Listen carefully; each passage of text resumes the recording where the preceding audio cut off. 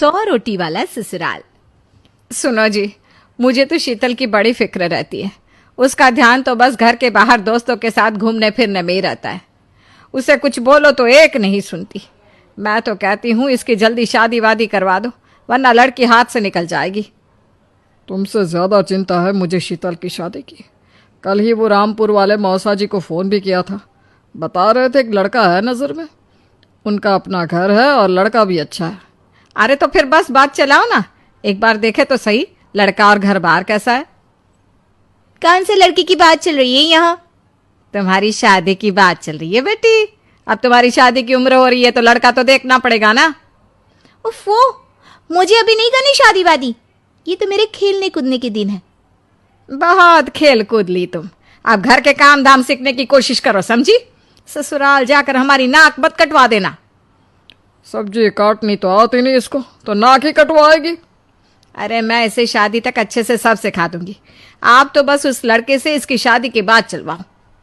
कुछ दिनों बाद कुणाल और उसकी माँ शीतल को देखने घर आते हैं। कुणाल दिखने में बड़ा ही स्मार्ट होता है। शीतल तो उसे देखती ही रह जाती है। देखो जी, हमारी कोई डिमांड तो है नहीं, बस हम चाहते हैं कि लड़की घरेलू हो, घर के सारे कामकाज संभाल ले। अब आपके परिवार में तो बस 3 ही लोग हैं, पर हमारा तो खूब भरा पूरा परिवार है। बाकी हमें लड़की के घूमने फिरने दोस्तों से मिलने से कोई दिक्कत नहीं है। घर का काम करने के बाद जो चाहे सो करे। अरे वाह, ये तो इतने बढ़िया लोग हैं। लड़का भी इतना स्मार्ट है और ऊपर से इन्हें मेरे घूमने फिरने से भी कोई दिक्कत नहीं है। हे भगवान, तूने तो बिना मांगे ही मुझे सब दे दिया। बताओ जी, और क्या चाहिए हमें? हमारी तरफ से तो रिश्ता पक्का है जी। बस फिर तो हंसी खुशी शीतल और कुणाल की शादी हो जाती है।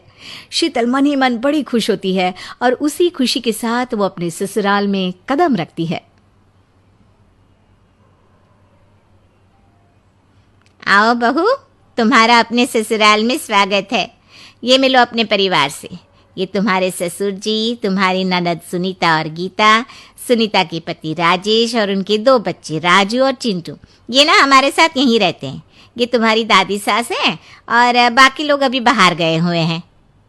इतने सारे लोग, ये सब यहीं रहते हैं इस घर में? अरे अभी तो मेरे देवर देवरानी और उनके 3 बच्चे यहाँ नहीं है। उसके मायके में भी शादी थी ना, तो बस वहीं गई है।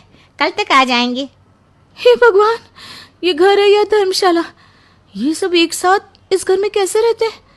मुझे तो पता ही नहीं था इनका इतना बड़ा परिवार है। अब समझी कि कोई डिमांड क्यों नहीं की इन्होंने। ये सब चाल चले मेरे साथ। अरे बहू, खड़े खड़े क्या सोच रही हो? चलो अपने कमरे में जाकर आराम करो। जी माँ जी। अगले दिन शीतल का ससुराल में पहला दिन होता है। शीतल रसोई में जाकर सबके लिए खीर बनाने लगती है। तभी उसकी ननद सुनीता आती है। अरे वाह भाभी, आज क्या बना रही हो? बस दीदी, आज वो पहली रसोई है ना, तो खीर बना रही थी। अरे भाभी, ये खीर वीर रहने दो। घर में 4 लोगों को शुगर है और कुछ लोग मीठा ही नहीं खाते। आप ना सीधा खाना ही बना दो। क्या फ़र्क पड़ता है मीठा बने या नमकीन? बस बहू के हाथ की पहली रसोई होनी चाहिए ना। जी दीदी, तो फिर मैं खाना ही बना देती हूँ। आप बता दो खाने में क्या बनेगा? बस सिंपल सी कोई सब्जी बना दो, जैसे आलू गोभी या आलू मटर, और उसके साथ रोटियां सेक दो। हमारे परिवार में अब तुम्हें मिलाकर पूरे 20 लोग हो गए हैं। 15 बड़े और 5 बच्चे। बड़ों की 6 और बच्चों की 2 के हिसाब से रोटी बना देना।